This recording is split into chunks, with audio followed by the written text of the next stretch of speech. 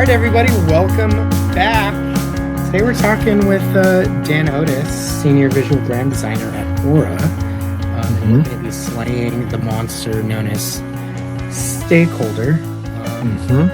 We've all, when we're at restaurants, and we order a nice slice of red meat, there is that person who hangs out in the corner holding the various slices of steak. That one form of a stakeholder. Yeah, no, that is it. Yeah. That's what we're talking about. A very literal form of a stakeholder. But for us, what we're talking about, thanks, Brian. So typically we see, as designers, as people in this creative industry, we see the stakeholder as the client. It's that simple in our minds for most of the time, especially when we're getting started. But I think as we progress through our career, we learn that there's a lot more nuance when it comes to who and what the stakeholder is, whether it's a single person, it's a collective of people, and I think we even start to learn what our stake is in the game, in the project. And then I think most importantly, the users, the consumers, the customers, the people who are, bumping up against this experience, who are actually using products as a tool, they are ultimately the stakeholder. And even just again, like we reiterate, all the time on this show, the monsters that we're talking about aren't specifically the people. They're not the clients, they're not designers, they're not the customers. This is like that thing that's hanging over us, affecting the work that we do. And we want to get into it, give these monsters a name if they don't already have one, like stakeholder, that works really well as a monster name. And we want to break it down and sort of understand it so that we can separate it from who we are and come together to do the best design work that we can do. So we have a really good time talking with Dan in this episode about all of that. We talk about seared salmon steaks. We talk about filet mignon. You're stuck. I think you need lunch, Brian. I think you're ready for... I'm so fucking hungry. Okay, it's 12:11. Brian's ready for lunch. I'm on the old man lunchtime schedule. But we talked to Dan about what's it like being a brand designer at something like Oura, and what's that experience navigating that stakeholder ecosystem. Yeah. And then, at the end, things sort of get a little chaotic. I may have a bone to pick with wasps, so I kind of make it about that. Not a fan. So we talked that, and then we talk monsters at the end. We talk a little bit of some horror stuff, horror things we like. But we each, Dan talks about his favorite monster, and Jon and I have some monsters to chat about. So I think with that, let's get the fuck into this episode. Let's do it. Here we go. I've been wanting to get you in the mix since we started it, so I'm glad it worked out. Yeah, man, I'm stoked. I've been listening to it a lot lately. Cool. I'm loving all the episodes, man. Awesome. It's super interesting. Yeah. How's life out in... You're still in Sacramento, right? Yeah, we're in Roseville, so like a little bit up north. But it's been good, man. I mean, now that the summer's over, it's cooled down. It's great. The summers are brutal, but Yeah, and how was smoke season? Oh my God. This year, actually, last year was like basically 2 straight months where we couldn't leave the house. And it was like 110 degrees.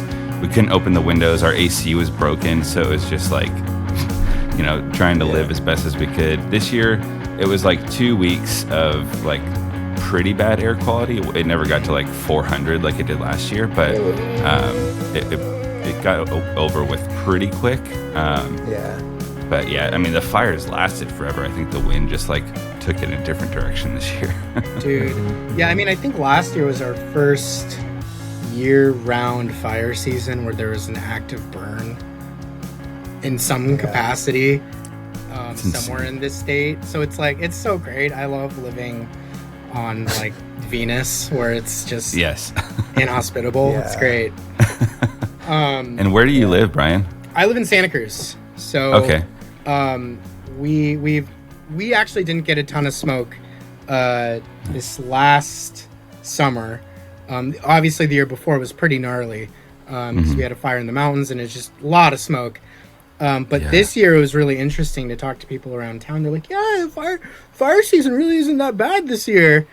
And I'm like, well, go over the hill. Yeah, you live in a bubble, my guy. Like, it's actually one of the worst. Yeah, the wind's taking it the other direction. Yeah, it's just like we're not catching it. So I'm like, oh, it's so good. So, man. Yeah, it's so I know it's now I'm like eagerly. I've pivoted. I'm a SoCal kid, so I've embraced that summer sunshine vibe, and now I've fully pivoted away from that. I'm like, okay, when's winter gonna be here? Yes, give me the clouds. Give me moisture. Yeah, we're out in Cambria. We've been out here for a long time. Okay. We moved back to the Bay for like a year. Yeah. When I started at YML, but it was like right when the pandemic started, so we basically signed a lease and then got stuck in our home with like 30% more rent. So that was really fun. Sick. But, yeah, we're back now, and nice. We're even closer to the coast. So we're definitely in that bubble, but it's more wintry out here, right on the coast. So that's kind of nice. Yeah, that's great. I'm liking it. Yeah. Okay, what he's not telling you is you can literally see the ocean from his place. Yeah. So it's like we're like up a hill a couple blocks, so we have like a. So it's like the ultimate bubble. Like this is the world. As it's exactly. I get really pissed because I'm like, you can just I'll like be on a call with them, and there's just like the gallant ocean somewhere outside of a window. And I'm like, man, and I don't know why I get pissy because I live in the town too, in a beach town. Yeah. But I'm like, is that why you keep the camera in front of this black wall so that we were not just like jealous and staring at you the whole time? I know. I have my own like little sound booth in the garage right here. Literally, realizing how echoey it is in my actual office upstairs. Yeah. If it falls down, you're just gonna see crashing waves. Yeah, exactly. The waves might crash it over. Yeah, they're just lapping at his feet. He's on the beach right now. He's on the beach. Yeah, I'm literally toes in the sand. Have you guys seen those videos? I feel like they're always on LinkedIn, which is another weird thing. I feel like I'm actually on LinkedIn more often these days, which is like almost more than, well, definitely more than Facebook. So it's really weird. But anyways, there's always this video of that guy that has like this rig and it's holding up this big green screen behind him, and he'll be on like a motorcycle, like on a Zoom meeting, but it's green screen to look like his office. So he's just like, yes. I saw one where a guy like went to like a hockey game or a football game or something, and he had his laptop like attached to him somehow with a green screen behind him, but he had like a beer can helmet on. It was just a picture of his office, but he was like clearly at a football game. Totally. Here's our first question, and John and I went back and forth. We could have looked this up on YouTube. We really could have. Oh no! But then we decided I know where this is going. You probably know. Is it pronounced Oura? Oh, yes, Oura. There it is. That is. I was trying to overcomplicate it. I was like, Aurora. Well, we were tripping up with Ueno versus Wayno or and we had to clarify that with John Delman. So that's great. To make sure we got this one right. I pronounced Wayno wrong for years. Yeah, same. Until I moved back to the Bay, and then everyone was saying Wayno, and I was like, oh, okay. Yeah. Okay. What was your mispronunciation? Mine was I think it was Ueno. I think I might have just spelled it out, UENO. Like VSCO for Visco for a while. I did that. Nice. Yeah. Or like Ueno. Yeah. Well, what's it like over there? You've been there for maybe a few months, right? I think that's when I saw you post up in Sacramento. Yeah, we moved up actually last August. So we've been here for a year. Or are you talking about Oura? Yeah, Oura. Yeah. Aura, yes. But I've been there for 6 months now. And we just launched our like new product that I've been working on basically the whole time since I started there. So it's been an exciting couple of weeks that things have kind of tapered off a bit. It's not in my designer lap as much anymore. It's more on the developers fixing bugs and things. So it's been a nice little break, but. Well, how did you get to this place? I think even just curious about, and I don't think I've ever even talked to you about it, but like I've seen how, like when we met years ago, we were both playing music and I learned, Dan's also like a photographer and a designer, but what has your design career looked like and how did it get you to where you're at now? Yeah. I mean, I don't know how far back we want to go, but back when I was in the band, I was just doing like MySpace designs for other bands in the area. Right. And a lot of the times I would just like design the page for them without them knowing and then send them a picture of it and be like, do you want this? That's awesome. And so that was kind of like my first step into like web design, really. And then fast forward a few years, I left the band, went back to school. And then I got a job at like a boutique agency up in here in Sacramento called Buckwild. So I was there as a junior creative. Moved on to Huge in Oakland. I was there working on Google Cloud stuff for 9 months or so. And then I had previously had a relationship with the CEO at Basic.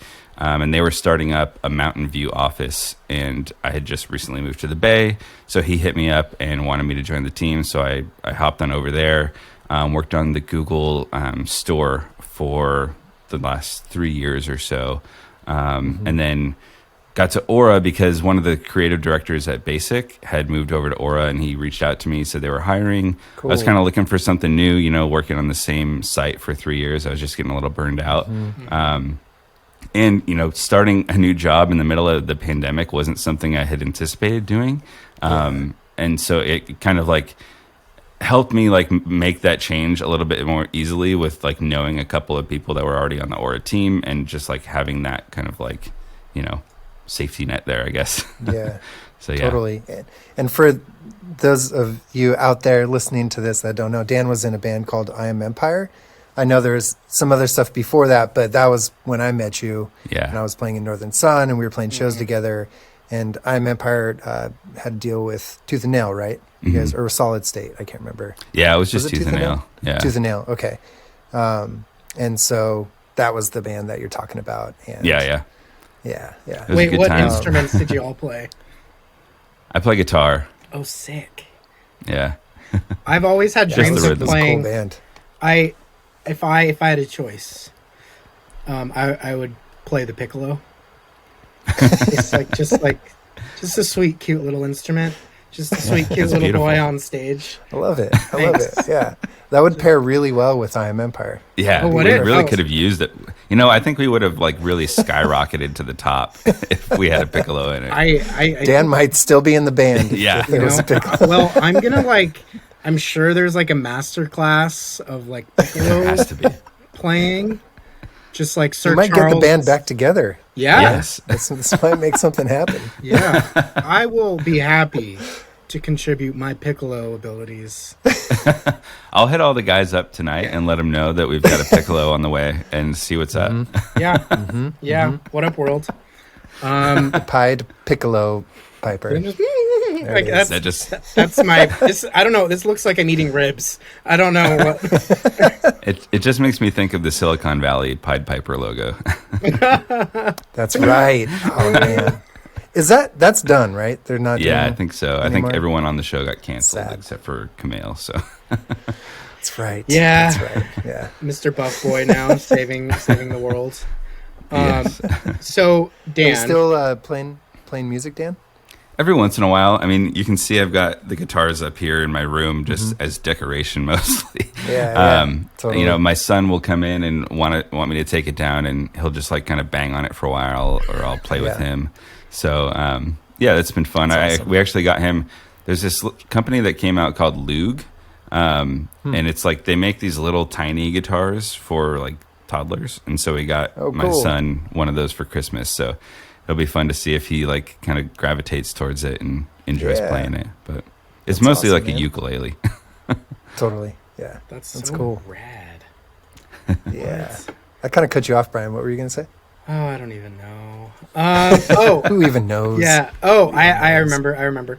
Okay, so Dan, I guess, for people who don't know, what do you do at Oura, and like what is this whole brand thing you do? Why is that important? Yeah, so I basically just do all the website design at Oura. So anything that you see on auraring.com, I've worked on. We have a pretty small team. It's me and one other designer, and then we have our executive creative director. So it's a really small team, and we're working with a pretty small dev team as well. So we're trying to do like as much as we can with what we've got. But it's been a fun experience so far. Being able to like kind of tell like the story of Oura is kind of complex in that like there's a lot of tech just built into this tiny little ring device, and trying to kind of explain to people like what it does can be a challenge at times. And it's paired with an app, so like pairing these things on screen has been kind of a challenge for us, like showing the ring and the app and that it goes on your finger, and like all these things combined has been a challenge. But I think we pulled it off pretty well with this new launch recently, and it was a lot of fun to work on. We had a lot of we worked with Man vs. Machine to do the 3D stuff, and that was like just like a dream come true working with a company like that. But they absolutely killed it. So yeah, that was a big part of like the win on that. My first thought when I saw the ring is it was like a Green Lantern ring. Like when I hear smart ring, I'm like, well, this can just like create projections. Yes. And but it does something actually. Phase 2. It actually does something a lot more helpful for people who don't know. It is essentially a biometric scanner on your finger. That's I think you have like 3 primary metrics of sleep, activity, and there was a third one. The third one is readiness. So basically, it like tracks your sleep throughout the day or throughout the night, unless you sleep during the day like me. I don't know. So it tracks your sleep and then your activity, and then it like kind of uses the data from that to combine and like make this readiness score, which effectively tells you like, you didn't sleep well last night, maybe take it easy today, don't like run 10 miles and like make it worse on yourself. So it's nice that it kind of helps you like keep a balance in your life, instead of like always go like the Fitbit is like you have to get 10,000 steps in. The Apple Watch is like stand up constantly. So there's just all these things that are kind of pushing you to like reach your limits, where Oura kind of like tells you like do what you can with like what you've got going on today. So it's interesting. I love that. Like that. I mean, I have a Fitbit, and there are moments where I'm like, bruh, no, not today. Stop bullying me. Yeah. Whereas an Oura ring is it sounds like it's using smart technology to meet you where you're at. Exactly. And so you can really dial into your day, which I think is a wonderful use of smart wearable tech. And a friend of mine just got one. He's all about it. I think what he likes most is that, like, just the sleep thing, like knowing, okay, last night I did not sleep well, so tonight I really got to get a good night. Like even just simple stuff like that. And I think that's cool, like tying into the sort of the point of the product almost being the antithesis in a way of other smart wearables, that it's reminding us to rest and like how important that is. It's not just about go. I'm actually curious, like how being there and just being, tuned into this world of wearable tech, where do you see it going beyond this, maybe for the product, but even just in general, how this might kind of shake up the market? Yeah, it's a great question. I think the biggest thing is really like the form factor and the size. Like all the other ones like either go around your wrist, or I've seen some that like you sleep with this like headband around your head, and like it's like tracking your brain waves or something at night. Like it's just like a lot of these like really intrusive technologies where Oura, like I can wear it when I'm sleeping and it doesn't bother me. There's like a green light that kind of happens throughout the night that you can kind of see, but it's almost like soothing in a way, like knowing that it's like tracking your sleep and like you know that you're gonna wake up with this cool data.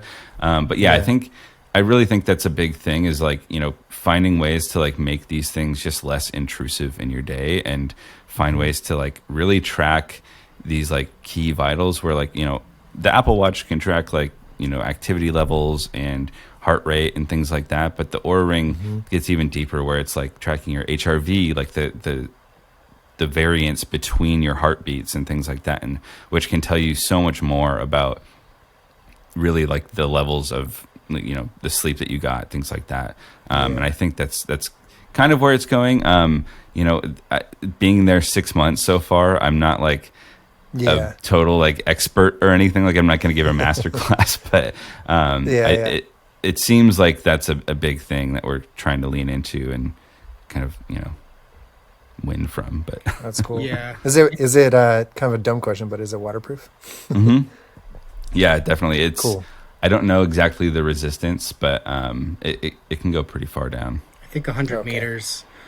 Yeah. Oh wow. At least Gen 3. Yeah, that sounds right. So, but it's also like more important, I think, is like dishwashing. Yes. Yeah. You know, you don't just have every day. Yeah. Yeah. That everyday stuff. And one of the things too, about the Oura ring, and I think Fitbit too, but Oura specifically is like compared to Apple Watch, its biometric data is so much more accurate. Yes. Just straight up. Yeah. Especially its sleep measurements. Mm-hmm. Yeah, and you know, I tried doing the sleep thing with my Apple Watch before I got to Oura, and it's just like wearing a watch when you're trying to sleep is just difficult. It's like a big clunky thing. It but is. I would agree with you as somebody who has it. I you know, there's a few moments where it like will get caught on my pillow or something. Where the fact is a ring is a lot less intrusive, and you know, you have to wear it just a tiny bit tighter, like my watch. And so if you take it off, you'll maybe have a little bit of red band on your skin, where you're not getting that with an Oura ring. It's just, you know, it's not like the ring that the Lord of the Rings ring, where it's like bonding with the worst parts of yourself. Full disclaimer, Oura is not paying us for this episode, but I'm hoping they might give Jon a free ring. I want. I'll put in a good word. I want the ring from Lord of the Rings. I just want to go invisible. Well, maybe Oura can make a green ring for you, Brian. I don't know a Green Lantern a ring. green one yet, but that's what I mean. Yeah, God, Green Lantern themed. Yeah, it's rad. And then I think another like consideration about this smart wearable technology that's interesting to think about is how the infrastructure is not quite there, but I think in the future how it's going to close the gap between the patient and the doctor. And you know, if you're, you know, like especially given another 5-10 years, you're going to have this biometric data that, you know, your doctor can access and like see if you come to them with, here's my symptoms for XYZ. They're like, okay, well, let's pull up your data for the last 6 months, you know, and you can like see the history of what's going on. That to me is so fucking appealing. And I'm just like, oh yes. As somebody who's huge. Not a hypochondriac, but it's definitely a hypochondriac. Same. You know what I mean? Yes. So, anyways, so let's talk. Should we talk about the monster? Some steak, some holders of steak. Let's get at it. So that's today's monster is steak holders. I have a sirloin. Jon has a ribeye. What are you holding? I got that filet mignon. There you go. Well, what I think even just diving right into it, you know, I know you've only been there for 6 months, but I'm curious, you know, kind of a 2-part question. What is a stakeholder to you? And how do you see the difference between, you know, external versus internal stakeholders? What does that look like to you? Yeah, for sure. So, I mean, I think in the past, being more agency driven, obviously stakeholders to me were more just clients. But then after moving in-house at Oura for the last 6 months, it's definitely changed. And even being at Basic in the Google store, we were embedded with Google. So there was kind of this blur between the lines of, you know, stakeholder versus client versus, you know, their creative director is my creative director kind of thing like that. But yeah, I mean, to me at this point in-house and everything, stakeholders for me are just like, you know, the executive leadership, and then it kind of trickles down into just like the people that are kind of giving us the briefs from the marketing team, and then more directly to the creative director. And that would be kind of like the internal, stakeholder for me. And then externally, I think at this point, it's really like the users, like they're also a stakeholder in the sense that like, we're trying to build something for them and we want to make it the best we can for their experience, I think that gets lost a lot on people. Yeah. They forget about that being the ultimate, most important stakeholder of all. How do you see the concept of stakeholders as something that is completely holistic, where it includes the designer or whoever is providing those services as well? How do you think that's a real thing? What's your perspective on that? I think it's hard for people to kind of see like the value of design sometimes, and that causes problems. And it can also affect like we are given like very short timelines at times when like in order to do our job correctly, like we need a decent amount of time to like get to the place that we need to go, like it doesn't just automatically come to us. So, I mean, it's not to say that stakeholders don't value designers as people, but it's just like they're coming at it from a totally different angle. They're seeing it from, like I said before, business objectives where like, they don't necessarily see like the user experience and things that we're trying to put into it to, really give the users the best experience possible. And, we're also trying to meet business objectives of selling the ring. I think sometimes there's just a disconnect in how we get there. Yeah, for sure. How do you find yourself sort of trying to, or do you find yourself trying to bridge that disconnect? Like, what does working with that disconnect feel or look like for you? Yeah, for sure. I think, at Google especially, there was just so many layers of stakeholders. Like some, we would never even get the chance to interact with. And I think that was a big part of the issues there where like, we're directly working with our creative director and then the Google creative director, and then they take our work and they present it to two people above them.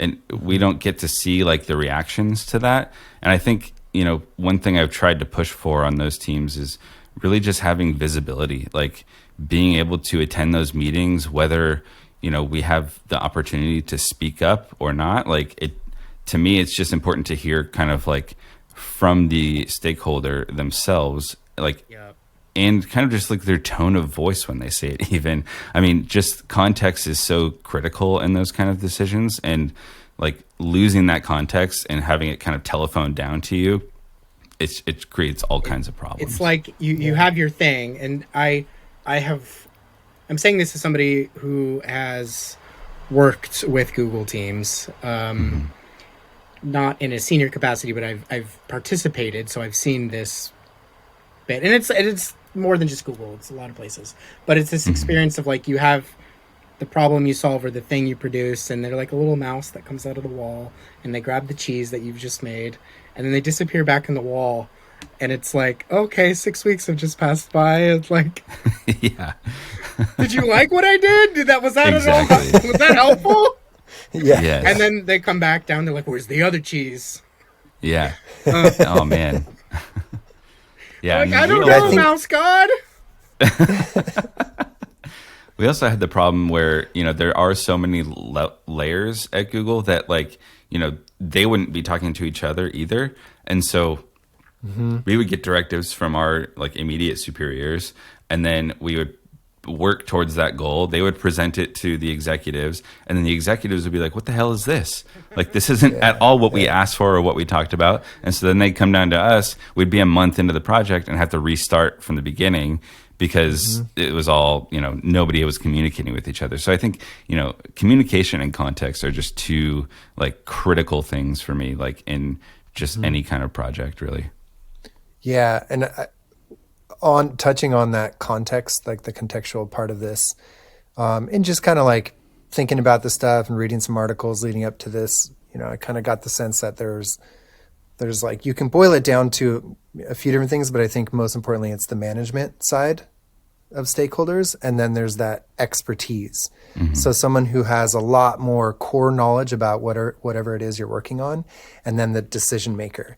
And then even looking at that and saying, well, is that black and white?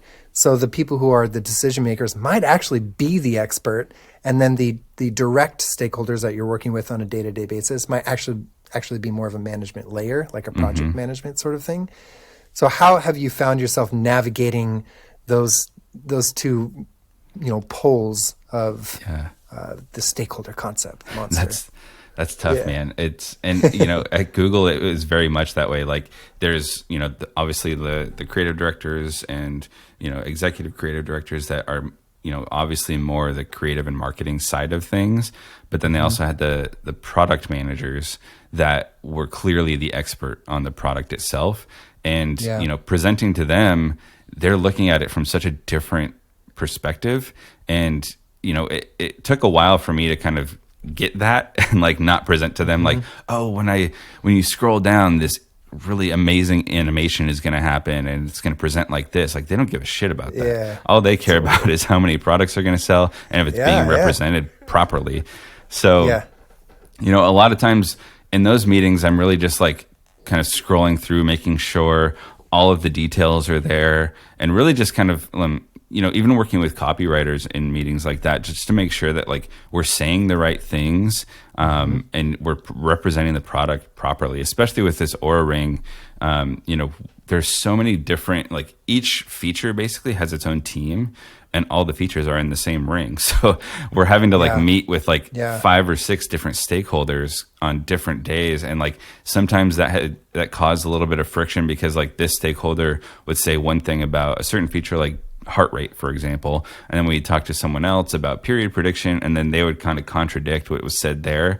And so like not having everyone in the room creates this issue that then we have to like spend extra time turning our gears to like, go to different people and make sure that like we're getting the right information. But luckily at Oura, at least, there is kind of a centralized person of like, she kind of manages like the science of it all. And so anytime that we had sort of like an issue, we would go to her and say like, okay, is this like the science behind the ring? Like, are we saying the right thing that like gets at that properly? And so she would kind of be like the arbitrator between all that.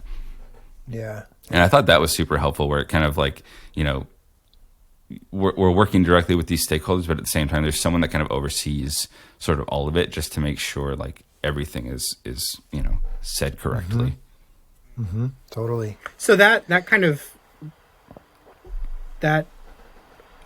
leads into a question John and I were thinking about earlier is, are some stakeholders more important than others? Yeah, I was just going to say. I'd like to say no, but I think the answer is yes. And especially at a startup, for us, it's really like the CEO and the CFO and the CMO even are really kind of the people that we're beholden to in the end. We can go through all these layers of like other stakeholders, but when it comes down to it, if the CEO thinks differently and tells us to change something, we're going to change it. And unless there's like some really critical piece that like is not being met because of the feedback we're getting, then we're probably going to execute on that. Similar at Google, I mean, there was like the executive creative director on their side that kind of was like the last layer of, creative approval before we launched. And, I think she definitely was like, if it doesn't pass this, then we're going to have to change it. Like, and there was very few instances where we were able to kind of, push back and like, challenge her. Obviously we could challenge her opinion and, have a conversation about it, but in the end, like whatever she says goes. So, I think there definitely are tiers to kind of like the hierarchy of stakeholders. And how do you sort of temper or ease that friction in a way that presents compelling arguments or compelling points that lead to those solutions that you or your team think are, the best way to go? How do you approach that, and how do you work towards bringing all of those people together, whatever that hierarchy is? Yeah. I think one thing that we did at Oura for this launch that we just did was we kind of tiered it out. Like from the beginning, we would just meet with our internal team, and then like as we got further down into the project, like opening it up to more and more people. In the end, we presented to the executive leadership once it was basically at a completed state, which I think ended up not being the right decision. They kind of saw it and they wanted to be brought in earlier.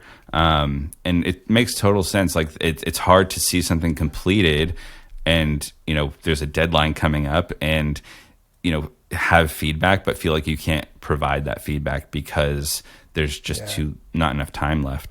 So I think that was a big learning for us of like really making sure that we're bringing people in at the right times and allowing for them to have that feedback and, making sure that it is valid for them to have that so that we're not like pushing up against deadlines after we get these like, maybe it's like completely rearrange the page and it just completely throws things up in the mix. But I think that's a big part of it. Again, getting everyone in the same room or at least like making sure you're managing exactly how these people are seeing things. Totally. Now, in talking about how time butts up against some of these things and making sure everybody's in the same room. So like, how would you if you were in charge of how to like get people in the room? I don't know if we want that. No. It's just fire, brimstone. I mean, I guess for me, I'll say it this way. I was surprised working in the field that I do that everybody doesn't get in the room sooner. And agree like this is the thing we're making, and I'm talking everybody that the captain of the ship, top to bottom, and instead of having the lieutenants or commanders. I don't know why I'm doing a Star Trek ranking. I think you're talking about the Fellowship of the Ring. Yeah, we're God, back don't listen to me, man. Don't listen to me. I don't know what the fuck I'm saying.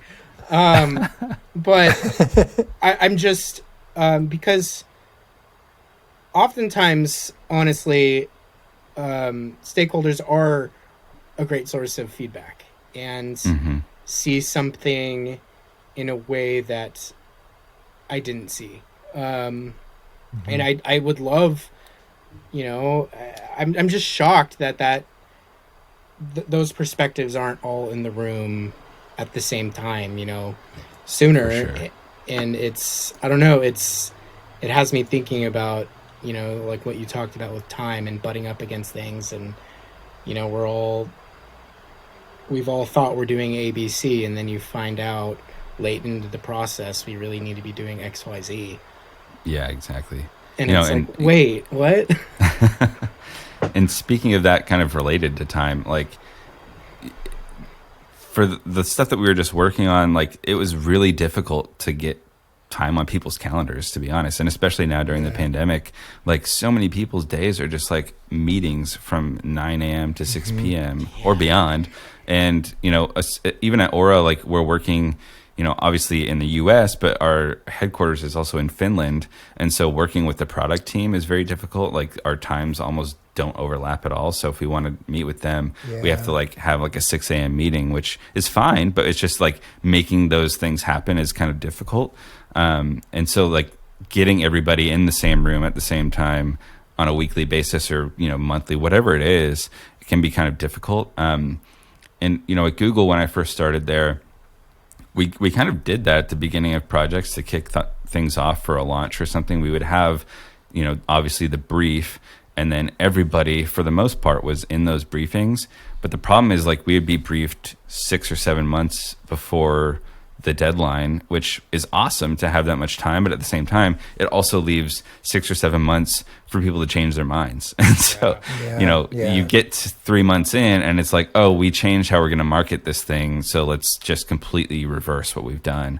And a lot of times, like, we're trying to build these like narrative driven pages that, it's like beats of a story as you go down the page, that if these features have to flip, it kind of breaks the flow that we have going, and we have to totally rethink the page, which happened multiple times. But I think, there's good and bad to both sides, of course. But I think you're on the right track of like having everybody in the same room at the same time and like on the same page at some point is super valuable. Yeah. And how do you facilitate, or do you even do like, workshop sessions? And, I, as a brand designer working on a product, as a product designer, how do you initiate those in a way that addresses the product and the brand, and bringing as many people in at the beginning as you can? What do those workshop sessions look like? Yeah, I mean, working from home now, it's very different. But I think using Figma has helped a lot. Just, everybody getting in the same file and kind of farting around doing what they got to do. But, for us at Oura, there wasn't a ton of workshopping, at least between us and product. It was mostly just like me, the other designer, and copywriter kind of like going at it, and just trying to like get what we can on the page. But at Google, we would literally do like actual workshops with the client in the room, and that was super helpful, just because like, you're all on the same page at the same time, like I keep saying. But just being able to have like creative ideas with the client also helps, because then you kind of understand their thought process, they understand your thought process, and there's less of this like gap that can cause a lot of friction sometimes, where like when we present work that they didn't see us build and they don't understand our reasonings behind it, then there can be just like this, like, well, why did they do that? And then it just becomes this kind of like battle of like, they're not listening to me, I'm not listening. Like it just becomes this thing that like is unspoken, and it causes like this weird kind of vibe between like people in the room. But having those workshops really helps kind of break those walls down, I think. Totally. Yeah. In thinking about, one of the things I'm thinking about, Dan, is how you talked about how a lot of stakeholders just don't have time. They're booked, or their energy is dead at the end of the day, and XYZ, because they have all of these things that they're solving for on their end. And sort of in thinking about that, how can we understand those sort of challenges stakeholders face, and I guess swim with the current rather than against it? Yeah. Maybe give them Hermione's time turner. Just give them a little bit more time. I think that's... Or the invisibility cloak. Just put the invisibility cloak over their calendar, make it look like they're always busy. There you go. Yes. Yeah, I don't know. Like, what's this? Yeah, what comes up for you there? It's tough. I mean, it's difficult to put myself in their shoes, just because I do find myself with like a lot of kind of empty blocks during the day on my calendar, which is great. And I've learned to kind of take those empty moments and fill them in myself with busy or deep work or whatever it is, just to make sure that like people know, like, just please don't book me for anything unnecessary during these times. Obviously, if something critical comes up, I'll take it. But and I think it's tough for me, just because like I don't have a calendar that is like all these critical meetings, and I'm not a manager, so I don't have one-on-ones to have with other people on the team and things like that. So I think a way to kind of alleviate it, at least, is really to just like work within their time frame of like, for me personally, like I'm working with my producer to have him reach out to these people, and like whatever time on their calendar works for them, great. Like we're not gonna push to like force a meeting and then have them come when they're stressed out or something. Like make it work on their time. And sometimes that means staying late at the office, and sometimes it means coming in early. I'm happy to do those things, as long as like their mind can be in the right place when they're looking at the work, so that that's not just like another level of friction in between. Yeah. I think Go for it, Brian. Well, yeah, I was just gonna say it's that being intentional around cultivating that time and protecting that time, which I imagine is very difficult when you're at the management level and you have a bunch of little, things pulling on the hem of your shirt. And so, but I'm not a manager, so I don't. I'm just like, just create more time. Just just cancel your meetings. Just cancel. It's not a big deal. Just find time. Yeah. So beyond that time, that friction that can come with time, how do you actually start to understand maybe even the politics and the things that, especially those really high up stakeholders, are dealing with, to kind of get into that headspace so that you can go, okay, I know like this is what I think the best solution is, but I actually can already anticipate a little bit why this might not work, where I might not be able to get it through with them. Mm-hmm. How do you actually understand that and start to get your head in that space a little bit? Yeah, I mean, that can definitely be tough. And especially at a startup, like, I think one stakeholder that we haven't totally talked about yet is like, the board, like having like, right, for us, we have investors and we're also beholden to their wants and desires. Yeah. And, one thing that we did with this launch is we introduced a subscription model, and for current users, they got like kind of like, grandfathered in to this new subscription membership, but it was very difficult to figure out how to like kind of communicate that. And for better or for worse, I don't know if we did it exactly how we should have done it. But I kind of anticipate, like you're talking about, anticipating those changes and things, like going into those meetings and just, being able to like provide options, I think for us was key in those kind of things, where like we have our kind of take on it. We have what the directive was, and then we kind of like see what their thinking is, like kind of between the two, and just allowing them to kind of like, visually see representations of like how this thing could live in the wild, and not having them have to like visualize it themselves, because that alone causes a lot of problems, as I'm sure you've seen.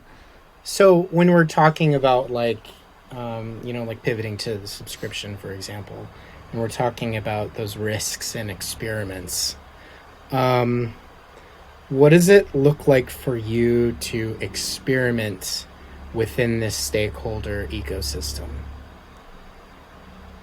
That's a good question. And when you're talking about experiment, you mean like within the designs and how we can solve for things? For you, I guess it would be for your lane. Yeah. It's a good question. A lot of it, for the way that things are kind of run at Oura, like a lot of the decisions are based on, user research. And so I think a lot of our decisions were kind of, built around those kind of findings, I guess. Like, it's tough though, because, we're also, we've got this site kind of already built. We've got it built on a CMS, so there's only so much we can do within that framework as well. So trying to kind of work within these boundaries, but also like push it to a point where, the user is going to see what the subscription is, why we have it, and also like not feel like kind of blindsided by it. It was tough, but I think it's just a matter of like working, with the team. And then, like I said, we kind of kept going to these kind of like feature stakeholder meetings that really helped us kind of massage those details out before we got it up to the executives. Yeah. Yeah. And I think maybe kind of one overarching question before we maybe get into some fun questions about your favorite monster. You mentioned story a lot, I think, through what we're talking about and understanding what that is. And I think, I assume a lot of that especially comes from being someone who's done a lot of brand design and whose focus is that. So when it comes to, the stakeholders, it comes to trying to bring everyone together, to finding the best solution, to keep everyone sort of consumer focused or user focused. Mm-hmm.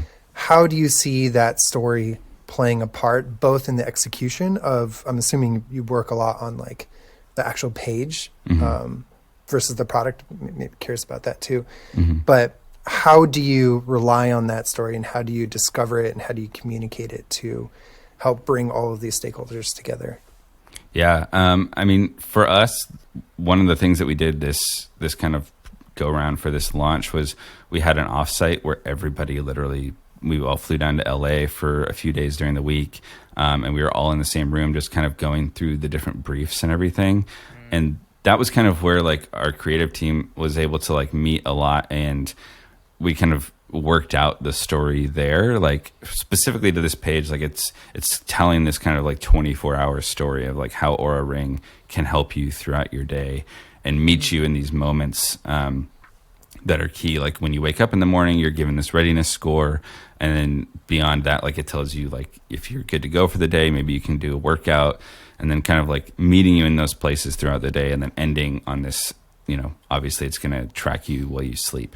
And I think, you know, building those stories out, it really helps, you know, for us, it helps sell it through to the stakeholders, because then they could kind of grasp like, you know, exactly what the user is going to be seeing here.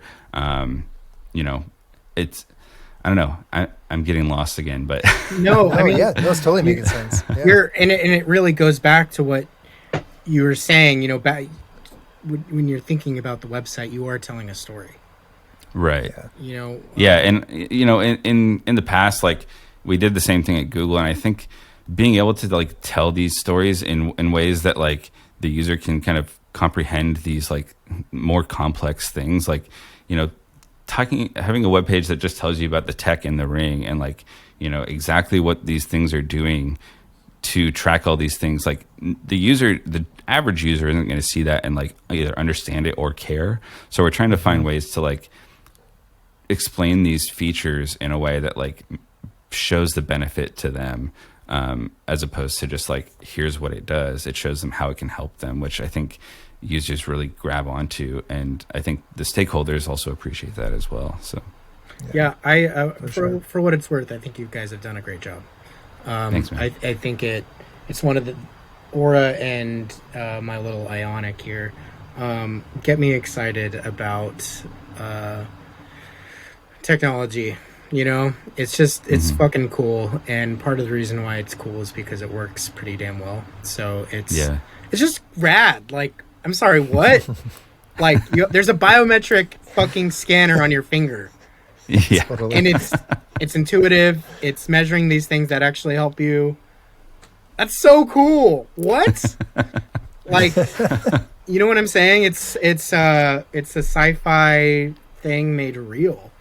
And, yeah, it's weird because like if we had seen this in a movie 15 years ago, I'd have been like, holy shit, that's crazy. What? But now we're here, we have it, and it's like, all right, yeah, I get it, but like, what's next? Like, yeah, exactly. I know we're in that, and that's like exactly where I was at too, talking to Bryan about this before, and my friend who got it, I'm like, I really don't like wearing an Apple Watch, but I like that I can wear it if I'm exercising, you know, just to see what's going on or whatever. And I know that that's not exactly what Oura is, but like you said, I'm like, so when will it do that stuff? Yeah, like I'm already there. And I think what's cool about that is it makes me excited about the product, but it also makes me excited about where it's going to go. And I think that's probably a part of the story too, is like every product that's being designed these days is always in that future state. For sure. In tandem, you know. And not to be an Oura spokesperson here, but I think it does. Bryan wants a ring too. I'm committed to this thing for a year, and then I might switch. How many times will I get this caught on my pillow?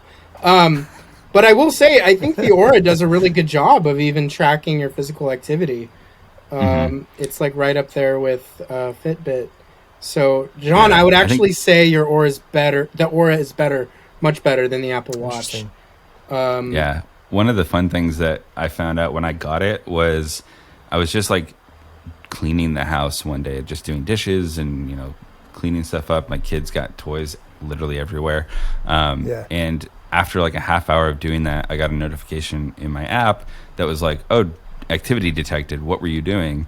and it like house chores was one of the options in the list. So I was like, this thing can even track just like as little energy as just like, you know, doing chores around the house. Maybe I'm just like super out of shape, so I thought I was running a marathon, but it also tracks like, it can catch when I'm taking a shower, like because you're moving your hands around a lot. So yeah, it's really interesting. Like the things. That's really a lot sensitive. more finely tuned than the Fitbit. Yeah. Yeah. I had no idea. That's great. Mm-hmm. Yeah. I mean, it's like, oh, what, you're standing still and your heartbeat is accelerating. Are you having a panic attack? Why, yes, Oura. I am experiencing some existential doom. And it's just like you type in existential doom. Yeah. Like, thanks, Oura. Yeah. And don't notify me about this again because it's normal these days. Yeah. But like that's rad. I didn't know that it that is something I wish the Fitbit would be a little bit more specific about. Like it gets like, you know, it's great tracking walking and like things that I'm doing out and about. Gets a little confused if I'm like on a bike, a stationary bike, which I use to exercise, and it affects how it's evaluating that activity. If I'm not, if it can't detect me like moving across a surface, right? If it's just if I'm in place, it's like, well, what the fuck were you doing? And I'm like, I was biking. And it's like, no, you weren't, you liar. And I'm like, I'm sorry, Fitbit. Yeah, that's what's nice about this is like it doesn't rely on GPS to like track activity. It's really just based on the metrics that it's measuring at the time. That's so and it's cool. like, you know, if you don't want to run for the day, you can be like, oh, now I can just work out by cleaning the house. Yeah. Or having some existential doom. Get that heart rate up, buddy. So we need to talk about monsters. Yes. Yeah. Speaking of doom. I actually have a monster, John, separate from the one we were talking about. Yeah. So I'm going to do something. So you can own the one that we were talking about. Okay. I have a new one. Yeah. Nice. This is our favorite part of the whole podcast. Talking about our this favorite is why it monsters. exists. Yep. Exactly. Awesome. Well, Dan, what's your all-time favorite monster or your recent or both? Oh man. So in preparation for this and listening to it, I kind of anticipated this question. Nice. But, you know, I had a few written down. I think recent, because it's so prevalent right now and I've been watching it a lot, is Dune. The Baron Harkonnen. Okay, wait, hold on really quick. No spoilers for the second half of the book, because I've only seen that for the movie like 8 times. Oh, nice. But I won't say anything. Okay. I'll just say, you've seen the movie though. Yes, that's a great fucking answer. Continue. So the Baron, just like the way he's represented in the film, is like terrifying and gross, and like just everything about it is like exactly how I would have expected it to be done. And I love that. But I think the one that I kept going back to was It, from It. Yeah. Oh, that's such a great one.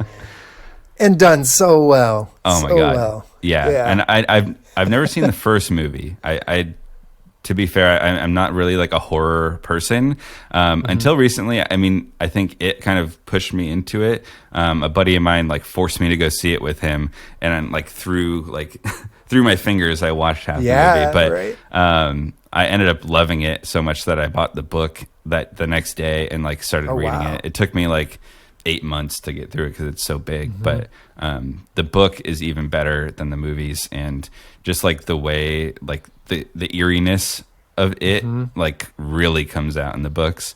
And just the way that like it preys on people's fears. And I think you know for me at this point in my life, it would probably just be like a bee buzzing around my head because I'm terrified of bees. But or a stakeholder, you know. Just to bring it back around. Bees, bees are, I just don't like sudden darting things. No. You know? Or they always like come up and like buzz your ear. It's like, what is that? Or flybys. Yeah. And once you've been stung by a bee or wasp or whatever once, you're like, okay, it's fair. It's fair that I don't want to be visited by that because it sucks. See, that's the Fuck thing. I've never wasp. been stung. Dude, it's not fun. I was stung in the neck by a wasp, my like God. right Yeah, there. because wasps are Once. It assholes. was, And they can just or keep bit. going. I guess Yeah. bit, right? Like they bite, Yeah. they don't sting. Oh. It was Wasp- horrible. And I stepped on a bee once. And that Oh. was, That's bottom of your foot is not a good Oh, place to get that's stabbed. God. awful. I I prefer getting tattooed. Yeah. Damn. wasps, honestly, I want to exterminate the whole species. Right? Nobody's And I gonna mean, they're not fucking miss useful them. like they're not bees. useful. Yeah, They these are eat great. These are homies. I will Yeah. happily get stung by a bee if it means that a fucking wasp is gonna die. Like Yes. I don't. One for one. They're petty. They're greedy. They're vindictive. They're not kind. Wow. You really, I think bees or wasps are your favorite monster. Or maybe not No, favorite. but I want scariest to burn monster. them Yeah. all. And their nests are gross. Like Yeah. bees, it's like charming and cute. Like, look at my little honeycomb. And then Yeah. Yeah, we wasp get is honey like, out of yeah, it. I mean, come on. wasp is this like nightmare fuel, like papery looking Yeah. sack. Awful. It's awful. And it's like, dude, I'm just trying to eat my sandwich, and you're over here bullying me. And anyways, I mean, Jerry Seinfeld made a cute kids movie about bees, not wasps. So yeah, I think there, That's right. there it is. Yeah. Yeah. Yeah. There it is. I mean, they'd literally turn lemons into lemonade, spit into honey, right? So Yeah. it's that's They're just see, bees aren't so bad. bees. aren't so Ooh, bad. wasps Yeah, suck. yeah.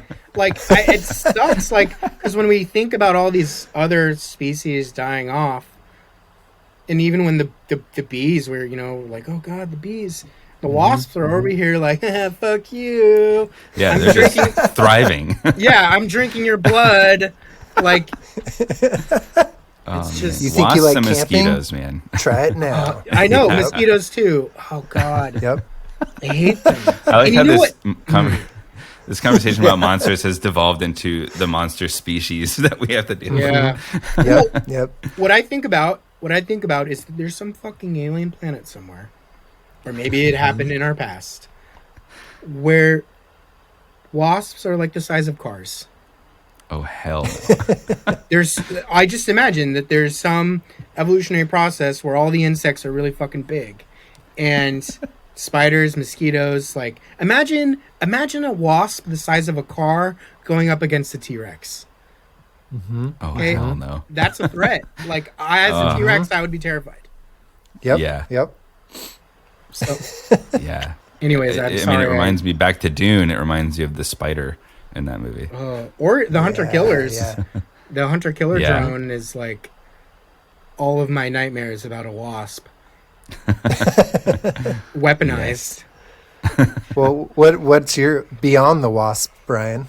What rivals that I'm for excited you to hear right this now? one. Oh, so for my monster, so I decided to do it ring themed.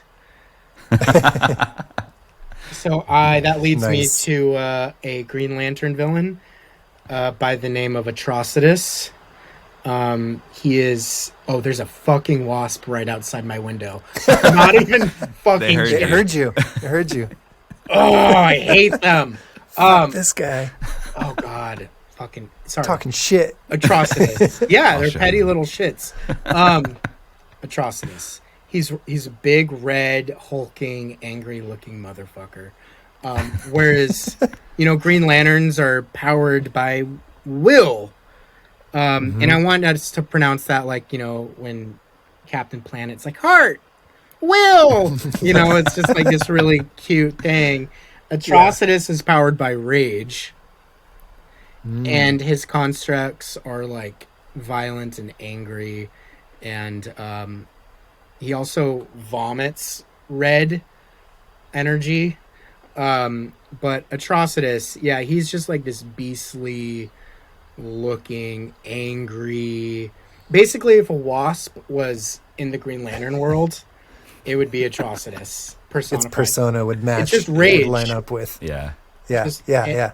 And so they have, the little red, they have a red power ring. So right, he's the yeah. leader of the Red Lanterns. I should have said that. Right. So who are all powered by rage. And yeah, he's just a brutal. They're not getting quality sleep, man.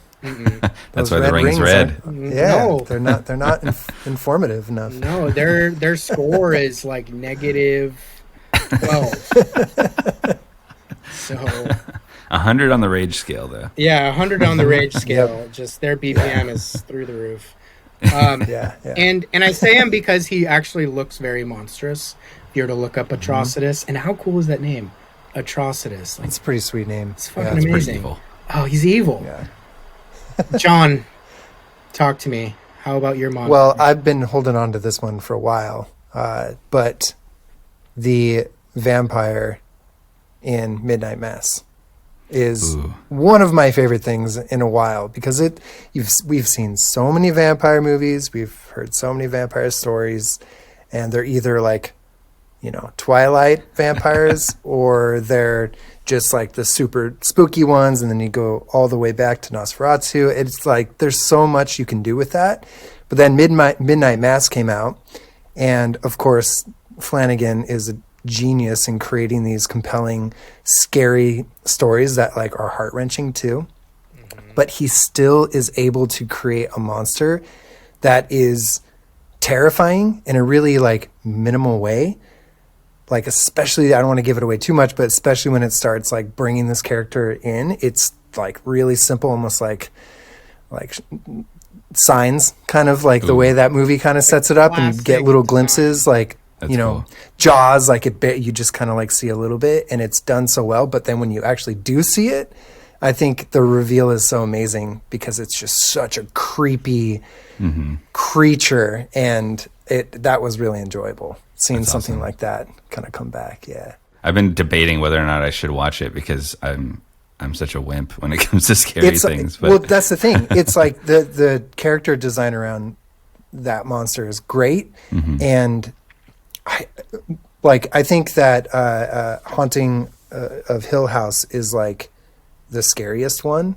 Bly Manor's spooky, and Midnight Mass I think is way more emotional than it is scary. interesting. So it's scary, but it's not like, there's maybe a couple jumpy parts, but it's not a scary show per se. I think it's way more like emotional and philosophical, and like it really stirs. And there's articles out there that, he writes about his experience making that. He's been working on it for years and years. Yeah, it's because By a he was wasp. bit by a vampire. He was bit by a wasp. But it goes like really deep, and it's really personal to him. Awesome. I think he wrote a lot of his own story into it, and so it really comes through, and it's like it's special. I know it's maybe sounds weird to say, but like for me, it was definitely like really like there's moments that are just like really sweet and like bittersweet in a way, right? Yeah.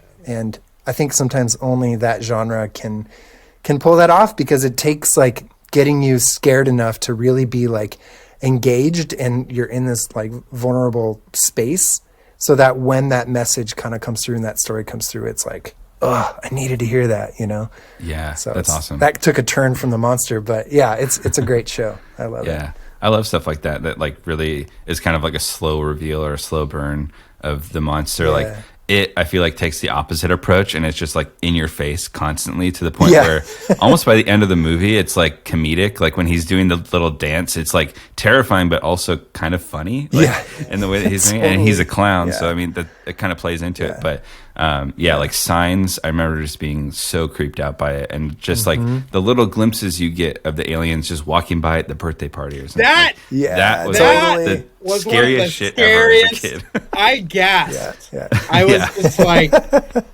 when I think about my Yeah. relationship to horror and the things that have scared me, that birthday home video Yeah. scene Yeah. Yes. terrified me in a way that few things just- have. Instant chills. Like, And oh god. So For wait, sure. Dan. So really quick. So yes. you're not much of a horror boy, Yes. and you've watched the recent It movies. And how was that experience for you? It was actually pretty good. I mean, like I said, the first one in theaters, I was kind of like through my fingers, just like a little like I don't like the jump scare nature of horror Yeah, movies. yeah. Like I'm not like super creeped out by like the way things look on screen or anything, but it's really just like a very quiet moment to super loud. Like that'll get me. Yeah.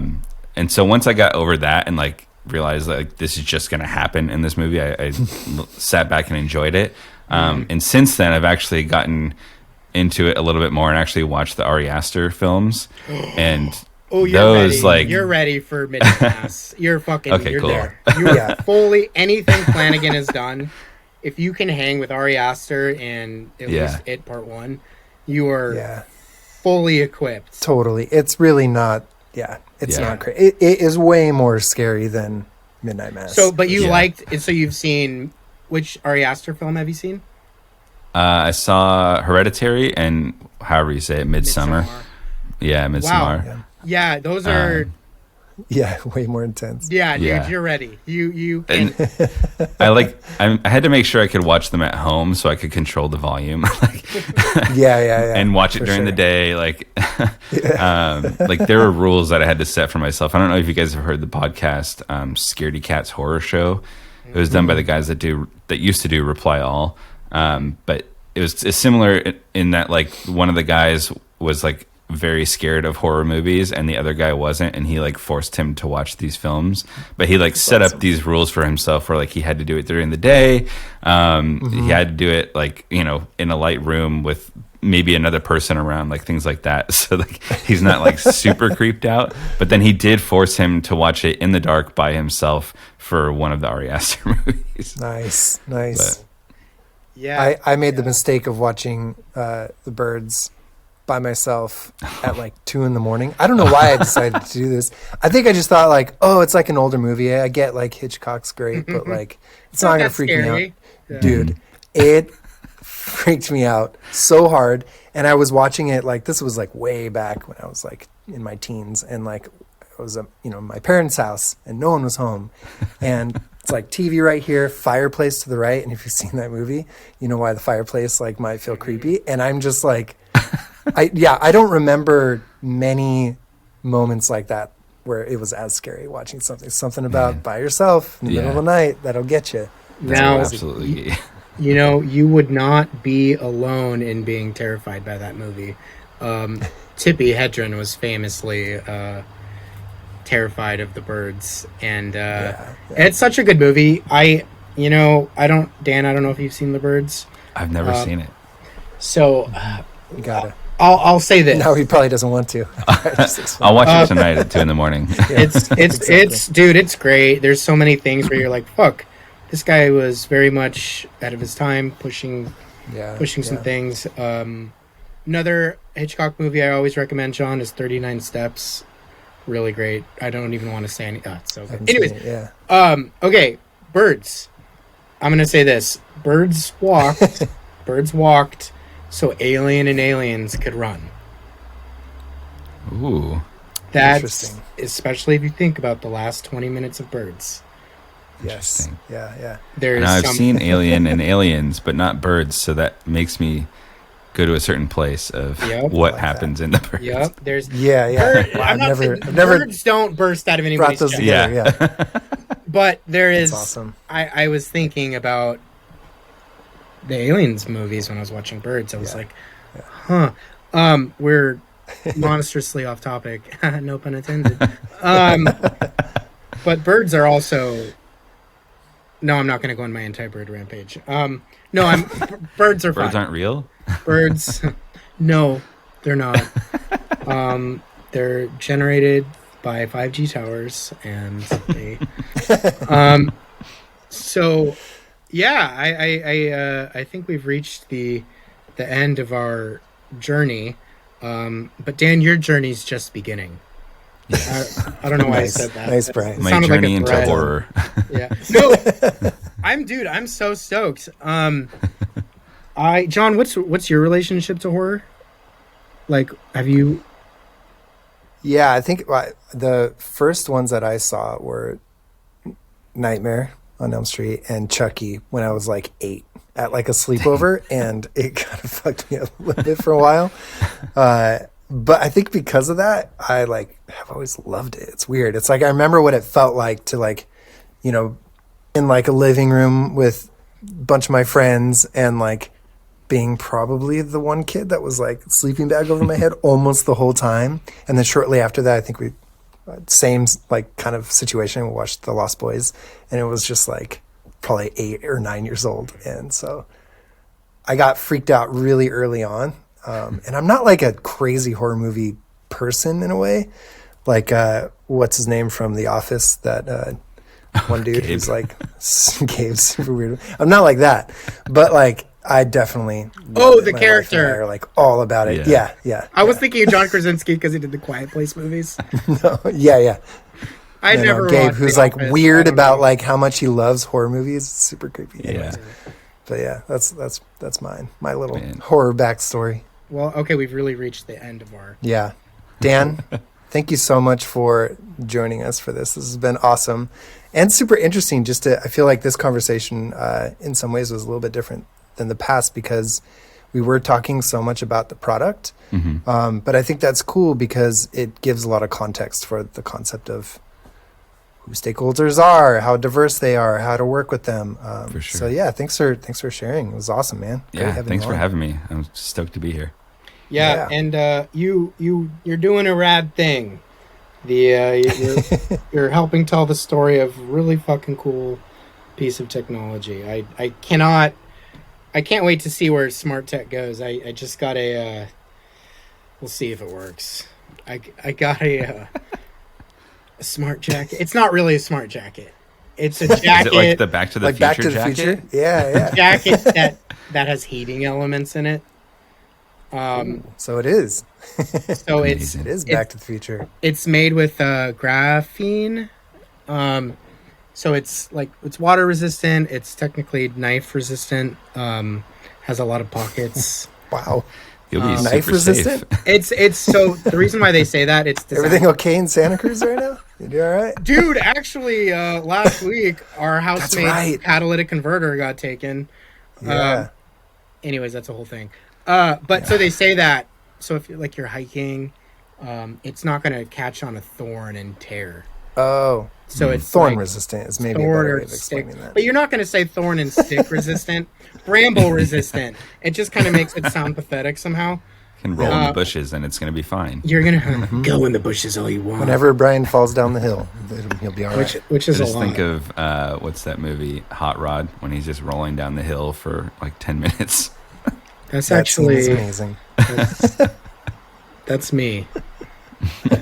It's just how I navigate the world.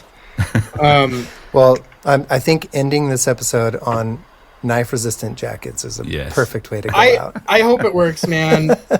I just want a little buzz of heat when I'm going on my evening strolls. Or it's like, am I gonna just burst into flames like in the end scene in Midsommar?